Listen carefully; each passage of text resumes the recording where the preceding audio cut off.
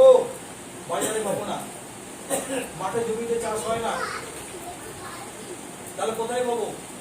সেটা পাওয়া যায় একমাত্র ওই সদ্গুরু যিনি, গুরু পৃথিবীতে অনেক আছে, কোটি কোটি শিষ্য আছে, লাখো লাখো গুরু আছে, সবাই তো সদ্গুরু নয়। সদ্গুরুর কাছে একমাত্র পাওয়া যেতে পারে। আর সদ্গুরু হাতে গোনা পৃথিবীতে, সদ্গুরু হাতে গোনা সারা পৃথিবীতে। তার মধ্যে ভারতবর্ষে বেশি এসছে, ভারতবর্ষের বাইরে মাত্র দুবার, সেটা হচ্ছে হযরত রসুল, যীশু খ্রিস্ট। আর রামচন্দ্র থেকে শুরু করে, ভগবান শ্রীকৃষ্ণ থেকে শুরু করে, সেই বুদ্ধদেব থেকে শুরু করে সমস্ত ভারতবর্ষের ঢুকে এসছে। এটা নিয়েও প্রশ্ন উঠেছিল ঠাকুরের কাছে। ঠাকুরের কাছে প্রশ্ন উঠেছিল যে ঠাকুর, তো ভগবান কি শুধু ভারতবর্ষেই আসেন, আর কোথাও আসেন না? ঠাকুর চুপ থেকে বলেছিলেন এরোপ্লেনটা কোথায় নামে, উদাহরণ দিয়ে বলেছিলেন যে এরোপ্লেনটা কোথায় নামতে পারে। কেন এরোপ নামে?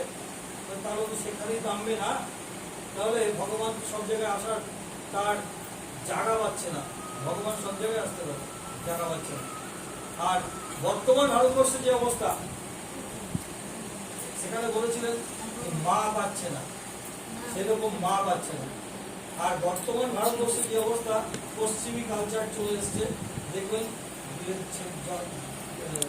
ছেলে মেয়ে যখন খুশি হলো বিয়ে করে দিচ্ছে, তাদের পছন্দ খুঁজে একটা মেয়ে পাবেন না, খুঁজতে গেলে একটা ছেলে পাবেন না, পছন্দ মতো বিয়ে করে দিচ্ছে, কিছুদিন ঘর সংসার করার পরে আবার ডিভোর্স করে দিচ্ছে, আবার প্রয়োজনে বিয়ে করে দিচ্ছে। একদম পশ্চিম আমেরিকার কালচারগুলো চলে এসছে, আমেরিকান ব্রিটেনের কালচারগুলো একেবারে চলে এসছে এখানে। তাই সেখানেও আর মা পাওয়া যাবে না, এই অবস্থা।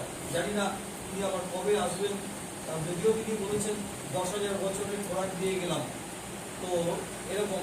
তবে কবে আসবেন মানে শ্রী দাদা এই একদম শেষ মুহূর্তে বলেছিলেন যে তিনি আবার আসবেন এই বংশের ভিতরে। শ্রী দাদা চলে গেলেন, এই যে শ্রী দাদা, তো তখন তিনি বলছিলেন তিনি আবার আসবেন এই বংশের ভিতরেই আসবেন। তাহলে তিনি কোথায় আসতে পারার জায়গাটা?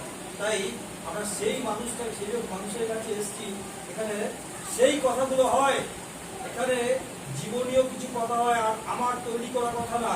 আমি সেই জ্ঞানী মানুষ নই, আমি একটা অতি অতি ক্ষুদ্র সাধারণ সংসারী জীব, আমিও আমার জীবিকার জন্য ছুটে বেড়াই। তাই আমি এই কথাগুলো জেনেছি কোথায়? ঠাকুরের কাছে এসে, ঠাকুরের চরণে এসে, তার চরণ আশ্রিত হওয়ার মধ্যে দিয়ে চলতে চলতে চলতে, পা করে চলতে চলতে জেনেছি। সেই জানা কথাগুলো বলছি মাত্র, এছাড়া আমার কোনো নিজস্ব জ্ঞান ভান্ডার নেই, কিচ্ছু নেই। ভাববেন যে তাহলে উনি খুব জ্ঞানী, উনি অনেক জানেন, না, তিনি সব জানেন।